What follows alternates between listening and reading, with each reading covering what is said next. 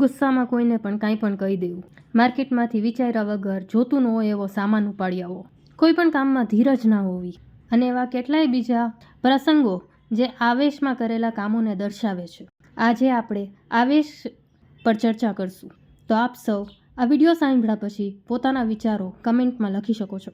આપણે બધા પોતાના જીવનમાં ક્યારેક ને ક્યારેક આવેશમાં જઈને કર્મ કરી દેતા હોય છે, પણ જો કોઈ વ્યક્તિના જીવનમાં આવેશ ઘર કરી જાય તો એ ચિંતાનો વિષય બની જાય છે.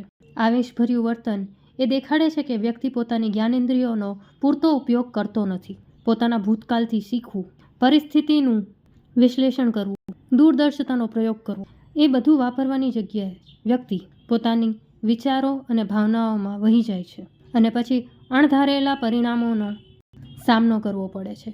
જ્યાં આ નહોતું કરવાનું થી લઈને હવે આમાં હું શું કરું, અહીંયા આગળ શું થશે, એવી પરિસ્થિતિઓમાં ફસાઈ જાય છે.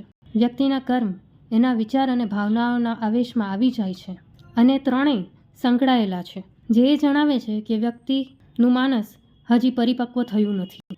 કહેવામાં આવ્યું છે કે વ્યક્તિએ વર્તમાનમાં જીવવું જોઈએ, પણ આ વાતની ઊંડાઈમાં ઉતરીએ તો આપણને સમજવા મળશે કે વર્તમાનમાં જીવવું એટલે કે ખાલી પોતાની ભાવનાઓ અને વિચારોને જ તે માન્યતા ન આપવી, પરંતુ પરિસ્થિતિની સરખી સમજ રાખવી અને ત્યાં જે લોકો છે તે લોકોની પણ સમજણથી જે માહિતી મળે છે તે ઉપરાંત એ બધાને સમજી વિચારી અને એની પછી કોઈ પણ કર્મ કે કાર્ય કરવું. અત્યારના સમયમાં જ્યારે બધું આપણને તરત જ મળી જતું હોય છે, કોઈ વસ્તુ હોય કે કોઈ સવાલનો ઉત્તર હોય, જેનાથી વ્યક્તિના જીવનમાંથી ધીરજ ખોવાઈ ગઈ છે અને એક મોટું ભાગ ભજવે છે કે વ્યક્તિ આવેશમાં વહી જાય છે, જે વ્યક્તિના જીવનના દરેક તબક્કામાં જોવામાં આવે છે.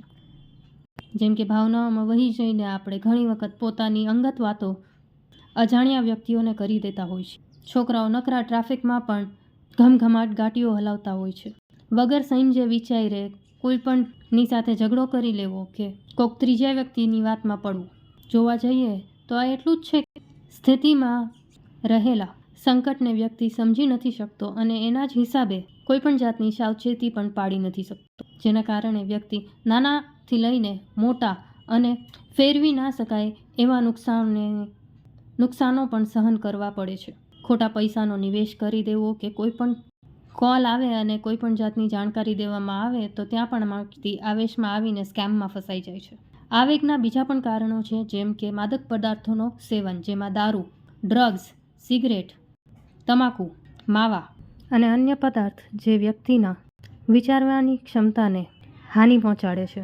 વ્યક્તિને ભાવનાત્મક કે માનસિક ઝટકો લાગે છે ત્યારે પણ વ્યક્તિ પોતાની જ્ઞાનેન્દ્રિયોનો ઉપયોગ નથી કરી શકતો, કારણ કે એ સમયે તે પોતાની ભાવનાઓ અને માનસિક તાણમાં ફસાયેલો હોય છે.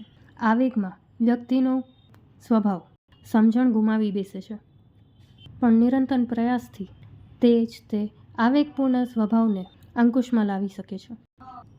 માથામાં વાગવાથી કે માનસિક વિકારના કારણે પણ વ્યક્તિના સ્વભાવમાં આવેશ ઘોળાય છે. સામાજિક રચના અને વર્તુળનો અસર પણ સ્વભાવ પર પડવાથી આવેગયુક્ત સ્વભાવ પર સારા વર્તુળ અને સામાજિક રચનાનો સારો અસર પડે છે, જેનાથી એ કાબૂમાં લાવવામાં આવી શકે છે અને વ્યક્તિ પરિપક્વ બની શકે છે. સાથે સાથે પૂર્ણાવલોકન, પોતાની કરેલી વસ્તુઓ ઉપર પાછું વિચાર દઈને એને સારી રીતે સમજવાની કોશિશ કરવી.